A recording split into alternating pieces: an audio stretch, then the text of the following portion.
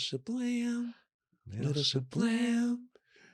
Like how people call their boyfriends or girlfriends like babe or honey or whatever. Like yeah, pet name. We could use shablam as a pet name. Oh. Oh, shablam. Oh, shablam. My shablam. We'll workshop that. Oh, shablam, my shablam. Oh, shablam, my shablam. How art thou? How are you? I'm good. How are you? Good.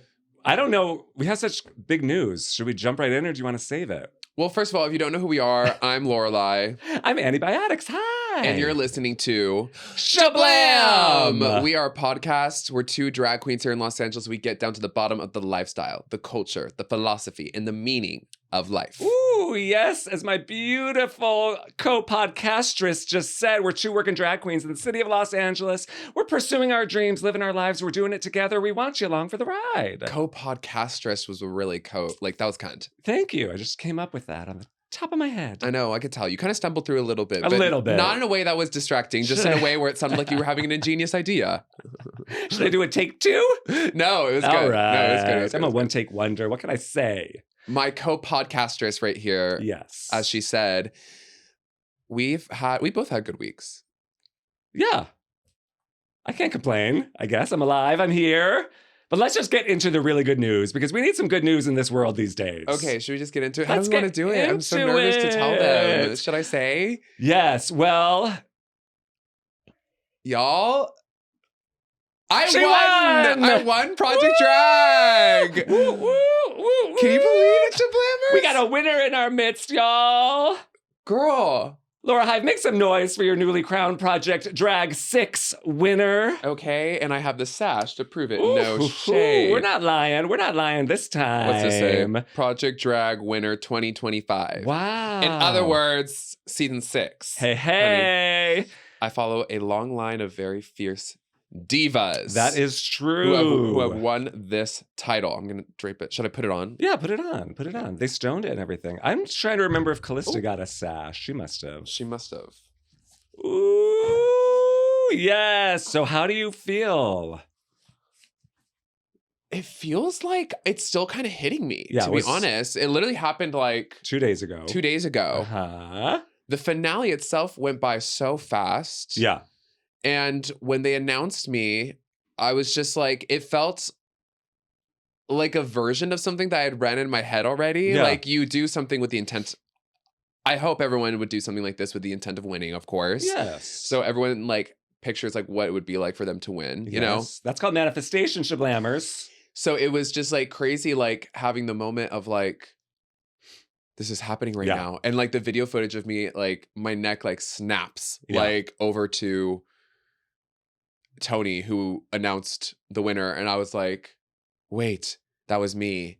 And I mean, still, I can't believe it. You're I mean, shocked. yeah. Yeah. Well, I can't believe it. I mean, I worked really hard. You worked so hard and it's been such a long process. Like when did you start? 2.5 months ago? Seriously. Every week for 2.5 months. And you're doing a lot of other things. So yeah. And like, I think it was also a combination of like, I did it while doing the podcast, while doing the tour, while having a day job. Yes. And like, I still did it. And our Hollywood Fringe show. And our Hollywood Fringe show, which by the way has been going swimmingly. We'll talk about that as well. Stay tuned. I'm proud of myself. Yes, you should be. I'm very proud of you. You worked really hard. You worked your ass off these you. past like 2.5 months. And you deserved it. You were never in the bottom.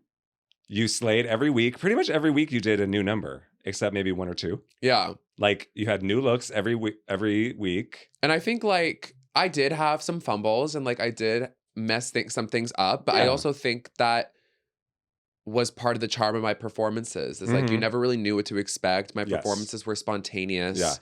Very different from week to week too. Yeah, too. Yeah. I felt like I think that was actually my strength. Tony, who runs the competition, he was very kind.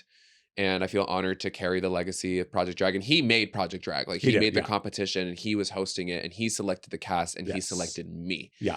So it feels cool to have someone who made this thing be like, when I pictured this show, you fit what I look for in the show. Do you know what I mean? Like that was a really cool moment. And and he shared a little bit with me that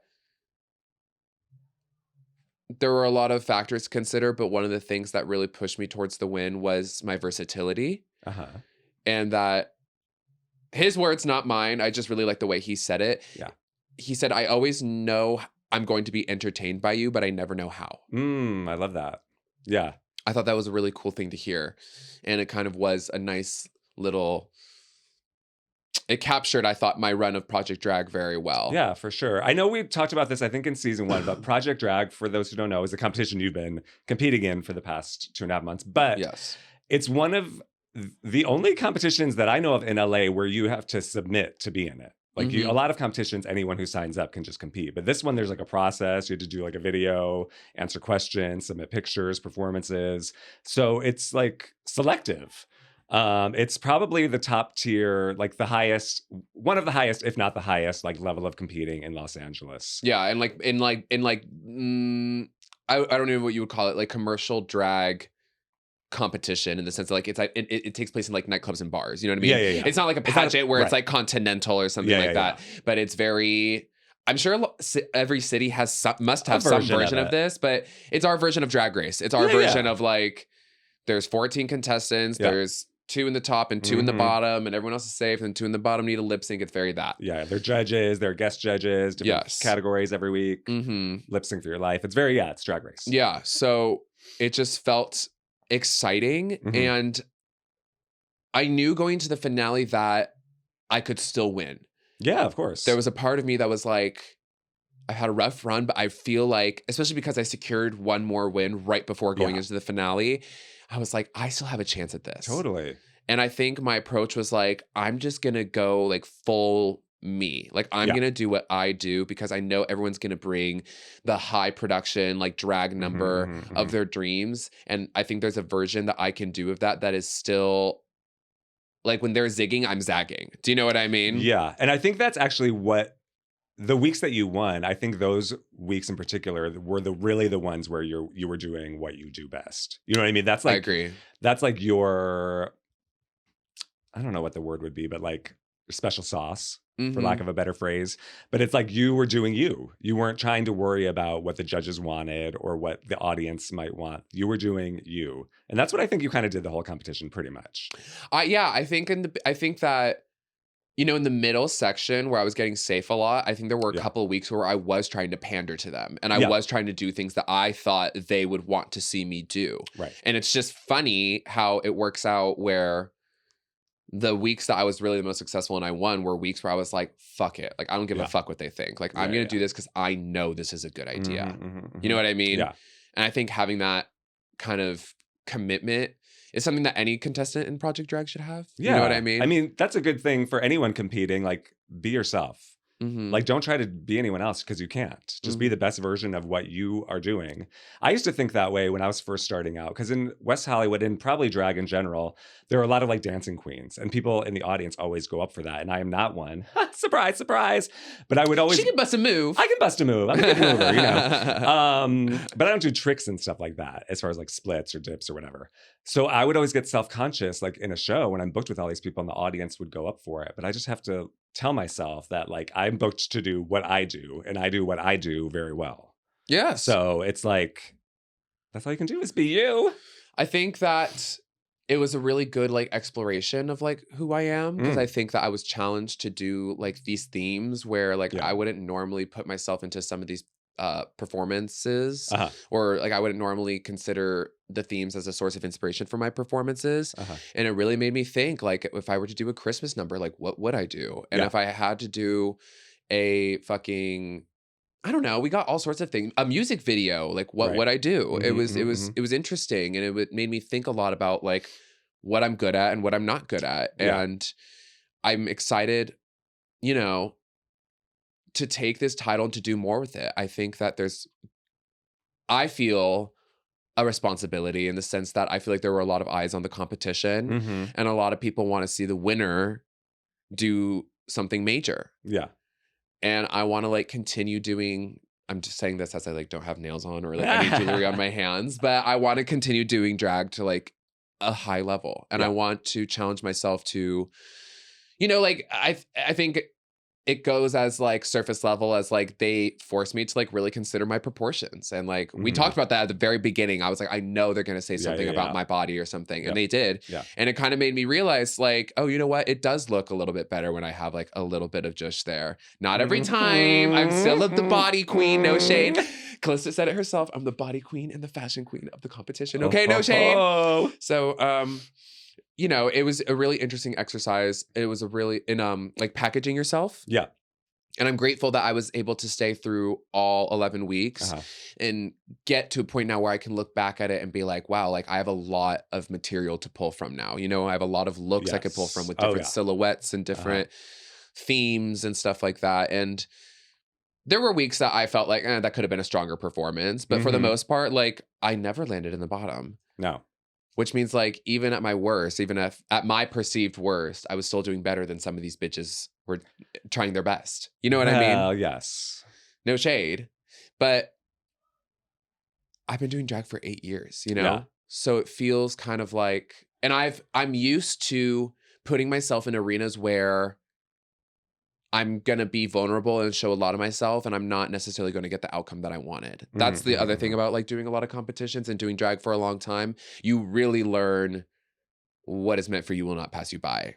Yeah. Because I've had a lot of things pass me by. Yes. And it feels like catching this now is like, oh. Yeah. Because you've done competitions before. I did a competition with you. Yes, hello. Have you won one before? I know you've come close a bunch of times. I've come close a bunch of times. And you've won like nights of a competition, obviously. Like I've won like one night offs. I did one competition early on in my drag career. It was in like Huntington Beach. It wasn't as big as Project Drag. Yeah. She said it earlier, but Project Drag really is like Selena Estides was on Drag Race and she won Project Drag. It's not that it is like a funnel to like bigger opportunities like that necessarily, but it has that kind of caliber in terms of what they expect from the contestants. They want like you to bring your best drag kind of vibe. And it is kind of like the best like performers in LA compete in that. Like a lot of people that you know, like Joella was in my season, Hershey, they both were in my season, went on to Drag Race. It's like people do go to that competition. They know what it is. Yeah. There are eyes on it. And people like, when I did it, people started booking me like left and right after that. Yeah. I didn't even win. It doesn't take winning to like get like a benefit from doing this competition. Oh, no. So I'm just grateful that I was able to make it to the top 5. And we were surprised that we were offered to be the cast of a new show there at Beaches Tropicana. Right. So all 5 of us really won in that sense. Yes, the top 5. Tony made a surprise announcement. Yes. Because that wasn't part of like the package. Like you didn't go in thinking, oh, the top 5 are going to get this, right? So that's amazing. Yeah. So the 5 of us are going to be part of a new show at Beaches Tropicana. The next one's on July 21st. So if you live in LA and you're listening to this and you want to come see the Project Drag Jush premiere performance of this new show, you can come on out to Beaches Tropicana on July 21st. Do we know any other details? It's still early, probably. It's going to be a dinner cabaret show. That's all I know. So it's still pretty early, but check it out. I would love to see you there. And I'm going to be the headliner. Hey. Because I won this shit. No shade. Yes. And what's really cool about it too is like, this is kind of a new era for Project Drag. Previously it was at Mickey's, which is like obviously an iconic establishment in Los Angeles. Oh, my earring. Her earrings keep falling off in this room. See, this is why I have to get my ears pierced. The gravity in this room is not like, it's like pulling your ears down. Ghost. Well, I'm just going to leave it off. Previously, it was at Mickey's, which is an iconic establishment in the city of LA for drag. But now it's moved. The competition is bigger and brighter, better than ever, I think. So it's bigger venue, bigger stage, bigger dressing room. I mean, it felt to me like, I don't know. You've seen Project Drag from before, and you've seen this season. Yeah. What did you kind of make of the difference between viewing it this time versus last time? I know you were in it last time. Yeah. It was kind of hard to see from the outside when I was in it, obviously. But the special effects, the lighting, the sound, just like the system around it, like the bells and whistles that you all got, was so like. I also feel like people were more incentivized to bring like a lot more production. Like I feel like we got bigger performances. Would you agree with that? Or we had like backup dancers and stuff a lot. I don't know if we were like incentivized to do it. But I guess what I mean is like we felt like we really had to do that because the stage was so big that if you went out there by yourself, it felt a little empty, you know? Yeah. I did it. Well, it was interesting when I did it. We were like just coming out of like quarantine and everything. It was like one of the first things. Mhm. So everyone, it was like packed every single week. I Like, remember seeing your season of Project Drag from a distance and seeing that. I remember turning to my friends and being like, I wish I could do Project Drag. And I was Really? like, I feel like if I did Project Drag, I could win. Yeah. And they were like, okay, bitch, we'll see. This was a few years ago, so I was a little rustier then. But I remember seeing it and being like, I remember seeing Callista win. Yes. And I remember being gagged. And I remember I remember seeing her winning photo shoot and all of that. I remember that. So when it rolled back around, I was like, I always thought to myself, especially after I did the competition with Marta and you and me at Redline. So you think you can host? So you think you can host, hosted by the fabulous Marta Bichu. Hey. After that competition, I was like, I would never do another competition in LA unless it was Project Drag. Yeah. And then when they announced that they were doing it again, I was like, I have to do this. That's the other thing about Project Drag. Maybe they'll do it more often now, but it's usually like once every 3 years.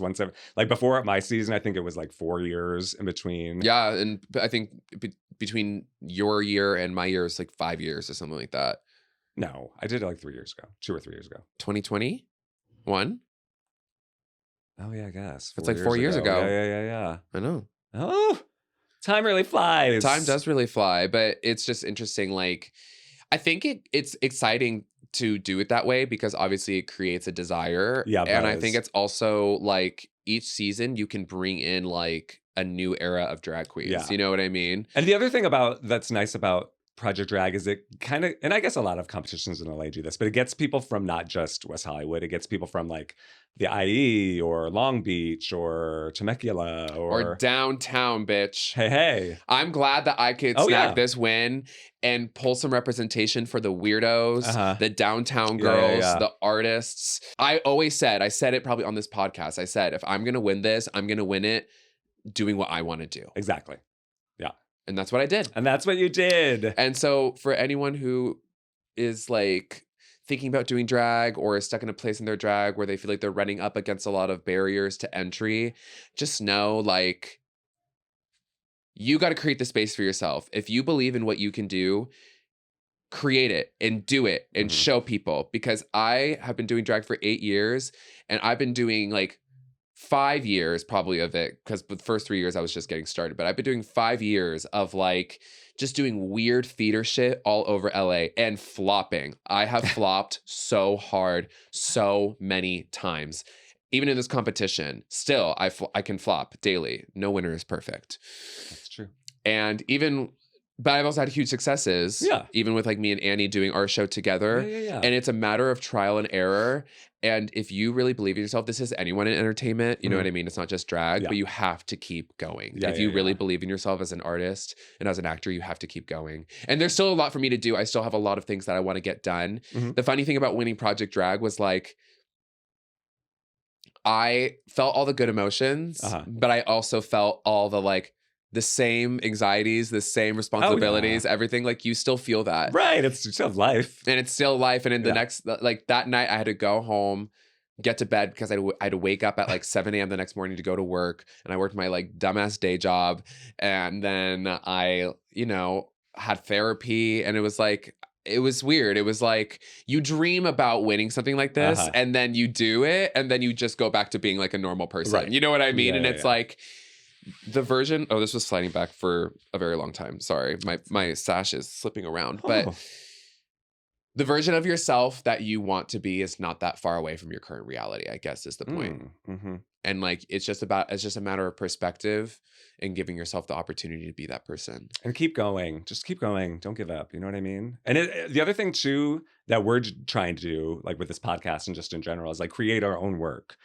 Neither of us, we don't wait around really for people to be like, give us a booking. Yeah. We'll like try to make our own things. So if you can, do it. Yeah. And like, you never know. You might be listening to this in the future when Annie and I are mad famous. Hey. And like, you're like, oh my gosh, like exploring their humble beginnings. Yes. You never know. You just never know. Oh my gosh, this is episode 20. Can you believe it? We've done 20 of these. I know. I can't believe it. Wow. Congrats.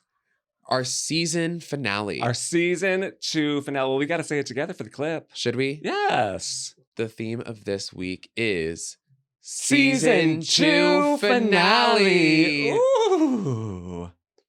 And when I think about season 2, I think about us balancing a lot, working hard to make this podcast happen. Yes. And like now looking back and like enjoying the fruits of our labor. Hello, the fruits of our labor in the beautiful Garden of Eden at the Petty Cash Studios. Right here in Los Angeles, California.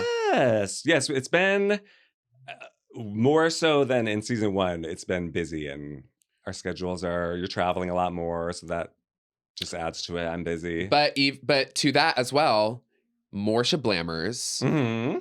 More discoveries of people being BC. Yes, yes, yes. And we've developed like a little audience that I'm like community. So grateful for. Yeah. Yes, we love you, Shablammers. Thanks for sticking with us so far and being there from the very beginning. We really appreciate you. Yeah. And anybody that like sees us out and about, like feel free to let us know if you listen to the podcast. Yes. I've been so surprised by so many people who I talk to on the reg. Yeah. Like especially even at Project Drag coming up to me and being like, oh, by the way, I listened to your podcast. And I'm like, and you're not talking to me about all the tea that I'm spilling? You know what I mean? Like that's the thing. We've been talking about Project Drag. I don't think one other competitor has ever said anything to me like, oh, I heard you talk shit about me the other day. Ty asked if she could come on the podcast. I would love that. So maybe in our next season 3, when we start welcoming some guests, we can welcome in Ty Tees. Okay. We should do an episode with all of the top 5, maybe. That'd be fun. Like at once or just? No, like as guests. Okay, one at a time. Yeah. Oh, that'd be fun.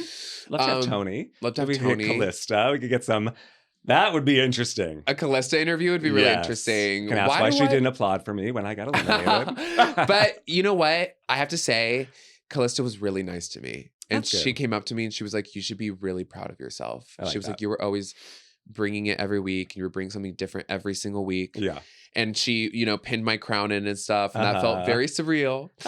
She said she made a point to mention to the audience that the rumor of me being her daughter is not true. That you started. That I may have started, but she's motherless and childless. She had her tubes tied a long time ago. So she has no daughters. No. So I'm afraid my mother, the mother test, the maternity test came back negative. She's still out there. You got to find her. I know.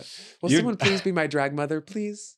The next competition, maybe that judge will yes. be a drag mother. You do have a history of that. RuPaul. Oh. No shade. Third time's the charm. I turned to Callista and I kind of had this moment with her on stage where I was like, I just want to let you know, like, I actually look up to you so much. Mm-hmm. And I think you're really fierce. And I know we had like our moments together and all this stuff, but if anyone's going to give me feedback, I'm really glad it's you. And I just had like this really nice moment with her and I could see her eyes, like she softened to me. Oh. Okay. And she had this like shift where she was really taking in what I was saying. You know what I mean? Yeah. And then backstage, she was like, we need to get pictures together. And she was like fixing my crown. She was being very like, even though she's not my mother, she was being mother for like 5 minutes. Nice. Yeah. It was very nice. Taste. Yeah. She gave me a little taste. And I look at her and to me, she is like drag, like her drag is like excellence to me. I know like say what you will, like we're very different performers, we're very different artists, but to me, she does execute drag to a very high degree. Mm-hmm. She's a Miss Continental. And I just hope that like she's a Miss she didn't win that. She competed in it. She won Southern California. Miss Continental? Yeah. SoCal. She's a Continental winner. Okay. Yeah. No, she's major. Yeah. And I just hope that like in my own way, obviously I don't think I could do Continental, but I hope that in my own way, I could find a way to carry on the Project Drag legacy and like make it even bigger. You know what I mean? And it's cool that like in the same year, like I've started going on tour, the Project Drag win, and we're going to be doing our show in Australia. Yes, that's true. Couple months. Yeah, you've had a good year. I have had a good year. Looking up. So, okay, let's talk about the finale, what it was. Now that we've gotten the win out of the way. We can break it down. We break it down. There was an opening number, a group number yes. to I Made It from Baby, I Made It. RuPaul's Drag Race Live. Oh. What did you think? Well, I was kind of backstage, so I missed the first. I didn't get a good seat. Okay, you didn't get a from good the seat. beginning because I was in her number. Spoiler alert. Oh yeah, why don't you tell the audience about what it was like to be in my number? It was very fun, but we'll get to that when we get to the number. But it was a great show. Tony, you did a good job of like. It was a great show. Yeah, it was a good show. There were group numbers, there were duets, trios, choreography, solo numbers, choreography. It was fun. Yeah, a lot of fun. So the opening number was I Made It. And that was all of you with Was Tony in it? I don't even remember. Yeah, Tony was in it. He made a little feature. Yeah. Yes. So all of you doing your little verse, that was cute. Yeah, it's fun. And then it went into the solo numbers. Okay. So Katrina Camara went first. Oh yes, and she did a number from Death Becomes Her for the gays. We were Megan obsessed. I love Megan Hilty. Katrina Camara, if you're listening, I love you, bitch. You're really something. You are really something. She's like your BFF from that. She's definitely my number one sister from this competition. That's the other thing about competitions is like you really do form bonds with not everyone, obviously, but like certain people. Like some of my like Karen Beaches, we did Dragged Out together like 7 years ago. We're still, she's like one of my best Judies. You know what I mean? So it's like people that you do those with, I don't know if it's trauma bonding or what, but it is. But you can form some like fun sisters. But Katrina, I appreciate because I feel like our tastes kind of gravitate towards each other. I feel like we kind of like we see each other's like we have a similar approach. We have a similar approach to our drag, although it comes out a little differently. I think we like approach with the same like idea. And she's really funny. Is she? I kind of always I wish I had a little like pocket-sized version of her to just have commentary for everything happening in my life. Because just like sitting next to her while the competition was going on and like being able to laugh with someone and make it fun, like that made it such a breeze. So I really am grateful for her because I think that she made it just so, she made my life easier, certainly. I've never met her. I don't know her. I look forward to meeting you one day, Katrina. But I always enjoyed what she was wearing. Like her aesthetically, I really enjoyed. I liked her performances for the most part across the board, but I didn't know that she was so funny. I wish she would bring that more to her performances because she didn't do a lot of funny numbers. A lot of hers were very like serious. She had a lot of ideas that like, when she first started out, she like spilled to me that like she didn't really know a lot of people in Los Angeles and she had a lot of ideas that she wanted to execute, but people kept flaking on her. Like she just couldn't get it together kind of thing. Yeah, it's hard. So her first few weeks were really hard because it was also just her acclimating to being like a newbie in Los Angeles. You know what I mean? Because you said she moved Ohio. From Ohio. And she had been doing drag for a long time She had been hosting like the biggest open stage in the Midwest for like 7 years. Like, her looks were like great. And she moved to LA and we talked about it when like one night at Project Drag. She was like, you know, people don't know that I hosted like the biggest open stage in like the Midwest for like 7 years, but it doesn't matter because in LA it's all about who you know. And I'm just trying to do this so that I can get to know more people. And I think it's cool that someone like that made it to the finale. And when they announced that we were going to do the show, the 5 of us, she got emotional on stage because I think it was cool like seeing it like that was a dream for her. Yeah. Like she was just like a kid from Ohio who like wanted to live in Los Angeles and didn't know how she was going to do it. And she did it. I could relate to that. That's kind of cool. Yeah. That's kind of because when I did Project Drag, it was early in my drag career. I'd only been doing drag for maybe 3 years. No one knew me. They were like, "Who's this Annie bitch?" Yeah. And then I didn't know. I mean, I knew people in LA, but I didn't have like connections for like costumes and stuff. Yeah. And I also didn't realize that Project Drag was this huge thing when I did it. I thought it was just like any other drag competition. I was like, okay, we'll do this. Yeah. And then I got there for the photo shoot. I was like, oh, this is a real thing. Yeah, this is a Calista walks in with like, a boa coming out of her ass. I'm like, okay, here we go.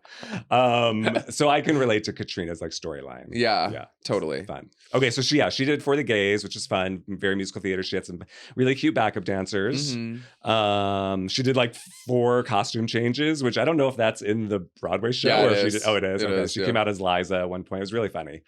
And then it was Ty. And then Ty was next. Ty Tees, who was your runner-up, number 2. Yes. She was she did a chic.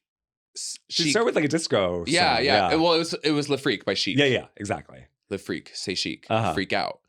And she put her own spin on it. It was very like Fosse, very production heavy. Lots had of like dancers. 7 dancers. Yeah, she had a lot of dancers. She had some tables, props. She had a wig that opened up and revealed like a hand that was holding like a cigarette. Yes, I love that. It was very she was major. Yeah. She deserves the world. Yeah. Did you see her number? No, you were backstage. I saw it from like backstage, but I was watching it from the balcony. It was really good. She was really like good. She's brought it every single week. She's also, you and her were the only ones that were never in the bottom. She won 3 times. Weeks. She technically had a better track record than me. Yeah. Yes. She killed it. Everyone that I talked to, like even before this night, was like, it's between you and Ty, which I said that last. She definitely had a lot of supporters in the audience for sure. Yeah. She had a huge fan base in the audience, or people just we all had our like people in the audience, you know what I mean? Yeah. And you could tell a lot of people wanted Ty to get that win, you know? Yes, they did. So, yeah, she was amazing. Her number was Brilliant sickening. number. Yeah, her dancers were all so cute too. I know. Oh my God. A lot of cute boys in the dancers. And then it was you. And then it was me. And we had to bring the drama, of course. Oh, yes. It wasn't enough to just do a lip sync number. No.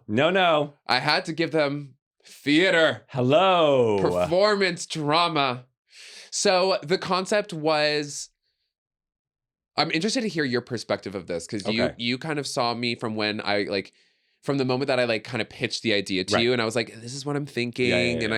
And then to the moment that it like was performed on stage, I kind of want to get your perspective on it. But I will go ahead and explain what the actual number was. I kind of wanted to do this like meta performance of like the performance is a performance within a performance.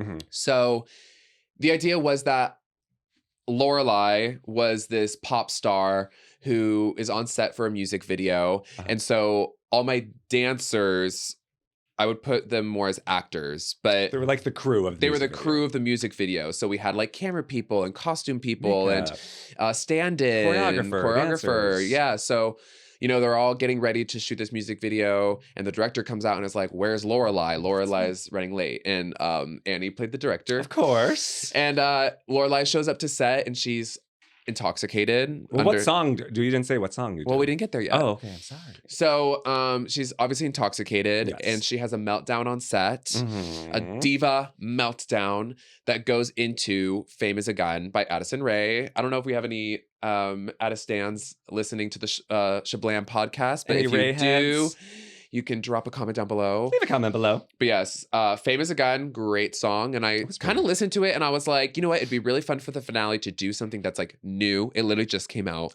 like the weekend before it just came out. It felt very Gaga to me. The song is very like about like fame, and it's about like fame being this like weapon or this dangerous thing. You know what I mean? And I was kind of inspired by that in my performance by showing this performer or this like pop star or whatever who was like on the verge of a nervous breakdown, basically. So the number wasn't like really a straightforward, like I'm performing for the audience number. It was kind of like versus I would be like getting ready to shoot like some choreography, and then the choreography would happen on the chorus, and we'd have cameras going and stuff like that. It was like a backstage. It's like as if you were watching the music video get shot from like, backstage. Yeah. And it escalates into Lorelei falling into a stupor, and she's buying drugs from her backup dancer. And she has a meltdown, and she beats the shit out of everyone on set. Ooh. And then she breaks the reality. And then breaks the TV. Yeah. Well, the video of it, so what Annie is referencing to is that we performed in front of a giant LED wall. Yeah. And there was a moment when I went up to the wall and I hit the wall. The very end. And it broke. Like there were like two like panels of the LED wall that like had split, but they were still on. It looked cool. It honestly. looked like it was on purpose. It looked like it was on purpose, and it kind of looked like this cool moment of me like breaking the reality or something. It was very dramaturgical. Yes. It worked in my favor, I feel. Serendipitous. Yeah, it was very serendipitous. But yeah, I was really proud of the performance. So people loved it. Like as soon as that song started, people went up. Yeah. But they everyone who I talked to loved it. I feel like we weren't getting like a lot of like cheers, but I feel like because people were really focused. Well, you were like telling a whole story. Like we were like saying there was dialogue before the song started. Yes. Even during the song, we were like there was still story happening. Yes. So I think people were probably paying attention. Yes. Someone told me that it reminded them of the show The Idol that was on. Did they say that to you? I don't know who said that. Yubi texted me. Oh, it was Yubi. Yeah, she told me that too. Shout out to Yubi, stupid. Hey, Yubi. For those who don't know, The Idol was a show with like The Weeknd on Showtime. It was like HBO Max. but yeah, it was like this kind of like. It was by the same guy who made Euphoria. Yeah. It was Lily Rose Depp. Was that your inspo at all, or no? Okay. I don't know. I haven't seen the show, but if that was something that happened on the show, then whatever. Then I think I gave it. I'm okay with giving like a version of it. You know what I mean? Did the idea come from the song, or did you have that idea and then find the song that worked with it? Because that song was perfect. It's very like, I don't know, it's almost eerie, kind of like, not mystical, but it's like, what's happening? You know what I mean? Mm-hmm. It fit with your number perfectly. So I feel like I was listening to the song And I just had this vision all of a sudden. And then that was the same thing with Vanish Into You, my performance that won the week before with the painting. Yeah.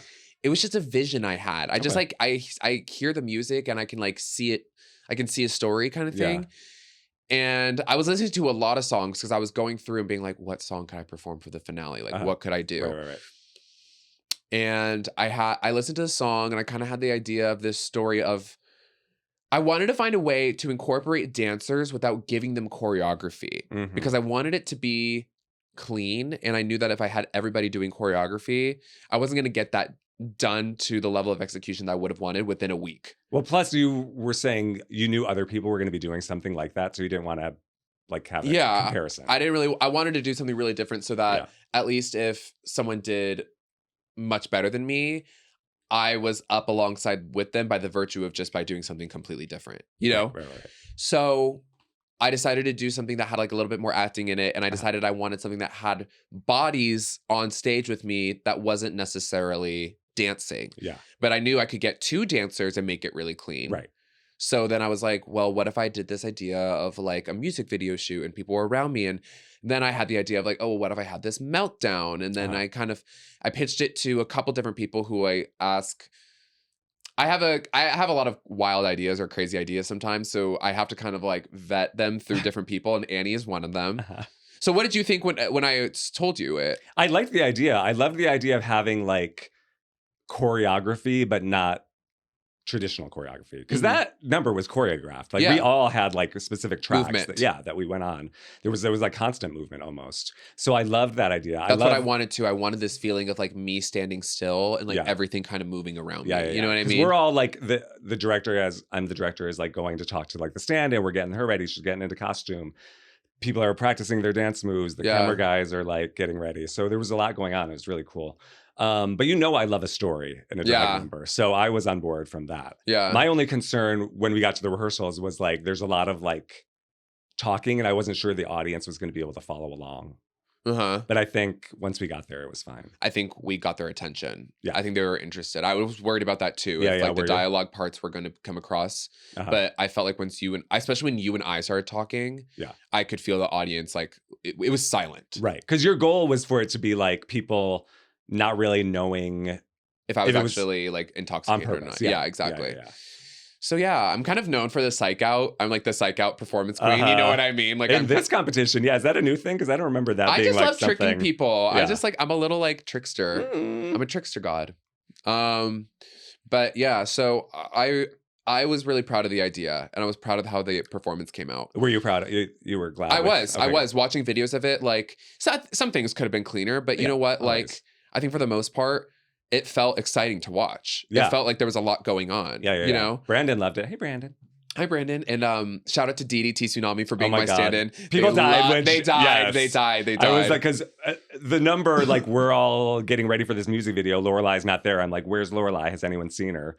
No one's seen her. So I'm like, okay, let's get Lorelei stand-in on stage. Dee, come on. So Dee comes. And Dee Tsunami comes out on stage. Who was in the competition with her. Yes, she was one of the first eliminated. No shade. Love her. But that was kind of part of the humor, I thought, was that it was like such a throwback. You know what I mean? I think it was also funny because she was the girl that got voted into the competition. Oh, right. So I don't know. There was a lot of layers there. I thought that like just, I think ended up working in my favor, but they loved Dee. And she was so good. Everyone was so good with their roles. Everyone was so good with their roles. I mean, we brought in, shout out to Rose. Shout out to Ryder, who normally was actually like helping me build sets throughout the whole competition. Rose is the tech director for our Queen Outverb show. Exactly. So then I went up to Rose and I was like, how about being an actor this time around? And she brought it. Well, you know what it was? It was like they were just acting like how they would act if they were doing their job. You know what I mean? Everyone had like a character arc, which was nice. Shout out to Marco and Ryder, who are some really good friends of mine. I love you guys so much. Other writer. We do have 2 writers. Marco and Ryder B. Love them. They were our camera guys. So we had Ryder with the slate and we had Marco with the over-the-shoulder camera. And then shout out to you, obviously, for being the director. Shout out to Dee for being the stand-in. Shout out to Jack and Amara Del Chic. Yes. My roommate Jack and drag queen Amara Del Chic for being my backup dancer. They had been my dancers for a lot of numbers. I was going to say, Jack has been in almost as many numbers in Project Drag as you have. Yeah, literally. Jax, the win for me is a win for Jack. Literally. Yeah. And shout out to Ajax, our go-go Ajax, AJ. for being our choreographer. Yes. Who else? Am I missing anyone? I think that was so. it. Yeah. The cool thing too, so there was like a wardrobe rack with like costumes and stuff, and that was all things from your previous weeks. Did you right? clock that? Yeah. Yeah. We had a wardrobe rack that as like a set piece, and it was all of my costumes from the past 10 weeks. Yeah. Can you believe that, bitch? 10 weeks, and I won 14 14 bitches. Wow. I remember like the first like come to like moment after I won was. All the girls came up to me to congratulate me. Like Katrina like tapped me on the back, and I turned around, it was Katrina, and then it was SB. Yeah. And then it was Devos. And Devos like hugged me, and then she like grabbed me really close, and she was like, "You won." Oh my God. Like you did. Yeah. That's when you like first. Yeah. I was like, that's happened. when yes.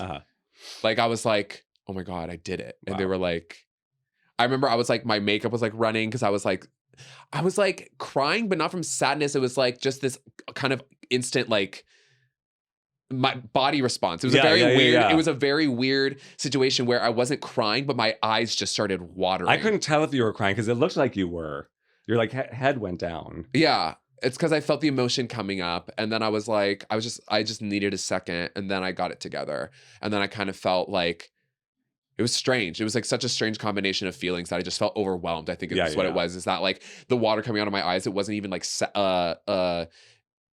it wasn't like overjoyed or like sadness or anything. It was just like I was so overwhelmed with so many emotions. You probably know relief, what I mean? relief. Yes, sure. relief, stress. I mean, also like guilt. Is that normal for me to say? Yeah. Like it's funny, like in chasing your dreams, sometimes you know that like you're getting something at the expense of someone not getting their dreams. So like that feels bad sometimes. And so like, there was also this moment of like gratitude and like being humbled in that feeling, and real like appreciation for my fellow like finalists and stuff. And it was a really, really cool moment. So anyway, we'll continue talking about the show. Yeah, we're getting ahead of ourselves. The end, but so then Devos and SB did a duet after me. Oh, right. Okay. Yes. They did Barbra Streisand and Donna Summer. Enough is enough. Enough is enough is enough. And it was just drag. It was just drag. It was just a drag number. It was fun to see them do something together. I love that song. And then we took a break. And then we opened the second act with another group number. With the Eliminated Queens. Starring Tony Moore. Starring Tony Moore. Another song from Death Becomes Her, the musical. Yes. If You Want Perfection, right? Yes. Yeah. I think. I don't know what it was called. Tony was like Tony was in like pseudo drag. The Michelle Williams role, right? He had a bob on, and then he brought out a fan and had this like dramatic wind moment. Yes. It was seeing him perform though, I was like, oh, that's what you want in a drag queen. Like he does all the little like drag queen isms that like, if you've ever wondered like what kind of drag Tony likes, like you saw it that number. He likes the like funny little like he just has he had charm for sure. He was funny. He's a funny guy. He was living his life up there. Yeah. But it wasn't all the Eliminated Queens. Can we get into some of that? Oh yeah, go for it. So it was like it was 4. There were 4. 4 or 5. It was Dee Dee was in it. Dee Dee, Suade, Vex, Ambrosia. I think that was it actually. I think so. 4. 4 of them. Now, because I saw Selena Blackwater there. And apparently, you told me that all the Eliminated Queens got an email or something asking to be in it. Yeah, they all got an email, but it was before the week that Selena and Alexa got eliminated. So I don't know if that offer got sent out to Alexa and Selena. Because that's what Selena told me. She's like, Alexa or myself didn't get an email. Okay, yeah. I think the email went out before they were eliminated because we were preparing for the finale after Broadway week. Once we got past Broadway week and we were going into that last week before the finale, we were already preparing for the finale. I see. Everyone was, even though we knew that 2 more people would get eliminated, kind of thing. Do you know what I mean? Yeah. Okay. So at that point, that's okay. So at that point, there was an email that was sent out to all the eliminated queens before the final 7. Does that make sense? So there were 4 of them, but there were 3 that were in absence. 3 said no. I think they could have sent a follow-up email to the 2 of them that were eliminated, but that's beside the point. Well, one of them said that they were too busy. Okay. And then they didn't want Selena in it, which, okay. Oh, there you go. Sorry about it. Sorry, not sorry. Anyway, we don't know what the other one. Berlin was like, no. No, Berlin was like, I'm too busy. Okay, Berlin is booked. Yeah, Berlin was like, that's my competition sister. She's out doing competitions all around Los Angeles. Hey, so maybe I know that takes a lot of time. Yes, maybe she'll finally win one or not quit or not yell at people. Anyway, and then who else just said no? It would have been available. I don't know if it was Heaven. unavailable. Heaven, I don't know what her reason was. I do love Heaven though, so no shade. Yeah. And Diamond. Oh, yes. Who I think actually was supposed to be in it, but then she had a last minute conflict or something like that. Yeah. Okay. All right, cool. Yeah, that was fun. It was just like a cute number. Everyone had a little like moment to shine. Yeah. And then it was SB next or Devos? It was Devos. Who did a very classic Devos number, something that kind of combined a lot of different references. So she was doing Beetlejuice, but she turned herself into Devos Juice. Oh, okay, yes. I didn't follow along that story, surprise. But she had projections of her as Jennifer Coolidge. Yes. And Jennifer Coolidge was trapped in a closet. Yes, and announcing the news that the villain of West Hollywood, Devos Juice, is on the loose. So then we get a cut of Devos on stage as Devos Juice, and she has these like cool like snake arm. I loved those. Things. Those were sick. Yeah, she's kind of. I feel like what she was really trying to drive home, and what I do think she has is she has production.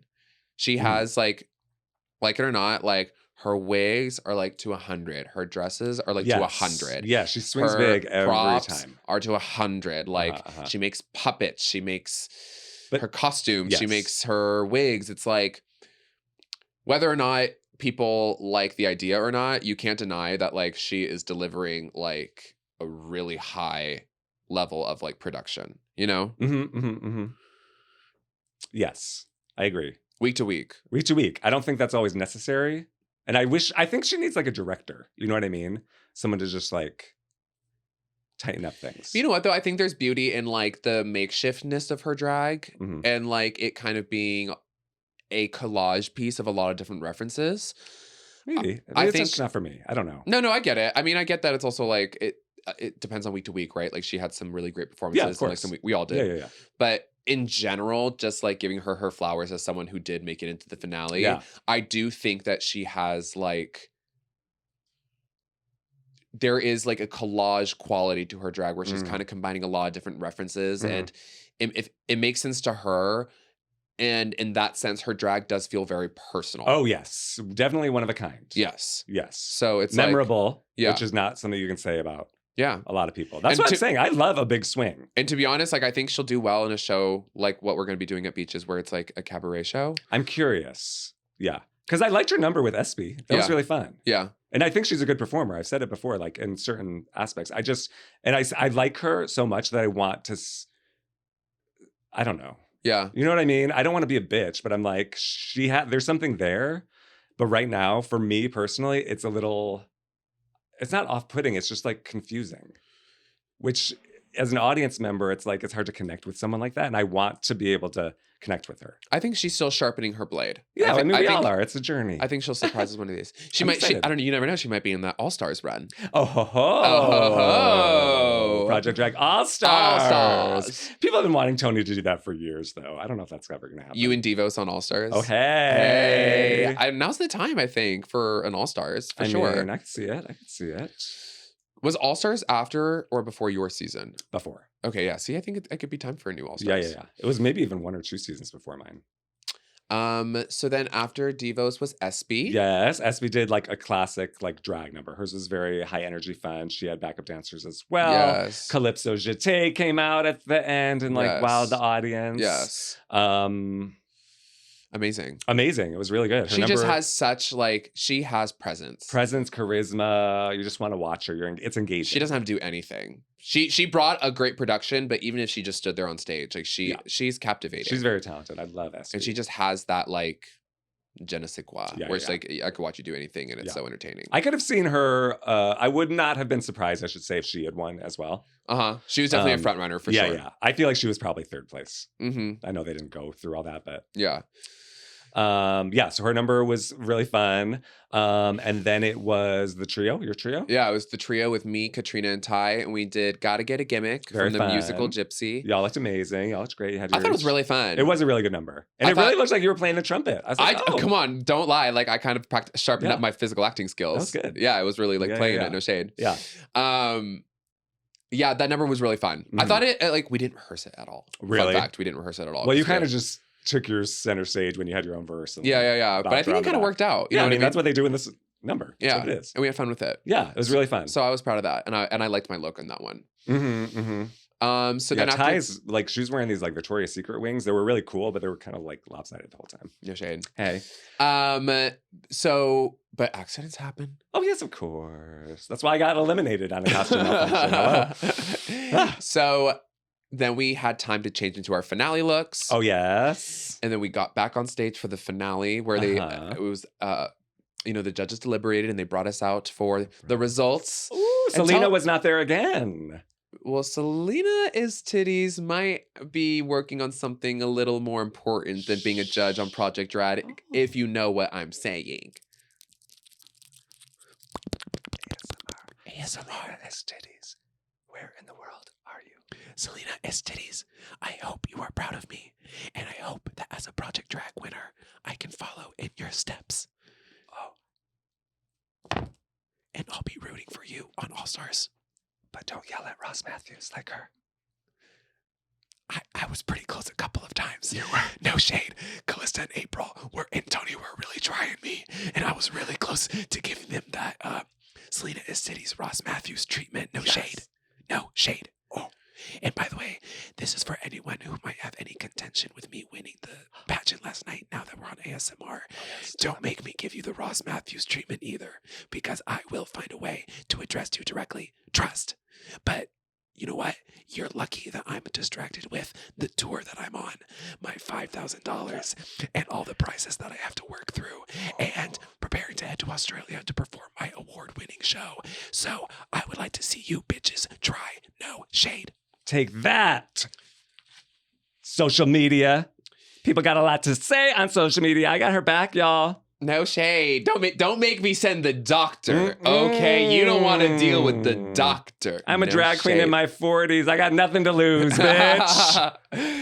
For real, I'm really proud of everyone in the competition. Yes. And I think that it was a really great opportunity for us to, like, I messaged into the group chat the next day and I really feel this. It's like we all should be proud of ourselves because we all pushed each other to do drag better. And I remember coming in at the beginning and looking around and being like, it's not going to be easy. If I want this, it's not going to be easy. Yeah. And I have to really try because these bitches are bringing it. And they did. Yeah. And I feel like, especially being alongside, I'm just going to like shout her out because it was the top two.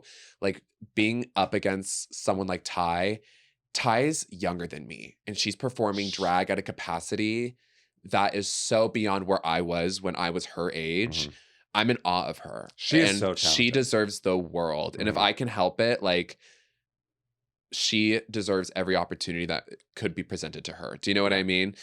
That bitch deserves to go on Drag Race. That bitch deserves to like win Drag Race. You know what I mean? So shout out to Ty Tees if you're listening, or any of her friends.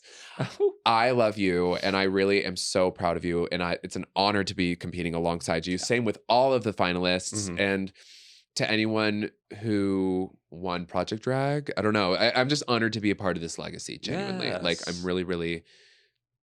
I feel I take the responsibility seriously, and like I hope I can just make everyone proud. Yes, well, I'm very proud of you. I know you worked really hard, and I know you've been busy, and you slayed every week. I'm very proud of you. Thank you. I really appreciate it. So Shablammers, dreams do come true. And what a beautiful way to end season 2, right? Oh, yes. Like a dream coming true. This really couldn't have gone like any better. We had like hot ups and downs. And in the end, we got it. What are we going to talk about for season 3? Gotta have to do a new competition. I don't know. Well, I talked about in season 3 doing more field reports. Well, we got some things that cook in Shablammers. Yeah, we're going to find a way to work this into something that's going to be really exciting to watch for season 3. Oh my God, it's almost time. We haven't even talked about our Hollywood Fringe show or the protests or anything. I know. Got to wrap it up.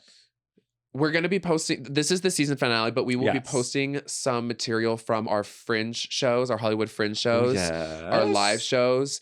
We hope that you stream those and enjoy those. Mhm. We're going to be taking a little bit of a break. We'll be back with season 3, but we're just kind of, you know, letting ourselves live life a little and celebrate our accolades. Yes, we will be back to see you soon, Shablammers, for more fun, more topics, maybe some guests. Who knows? We might be in a bit different space. Thank you for listening. Thanks for being a Yes. Shablammer. We're so freaking grateful for you guys. Seriously, We like really are.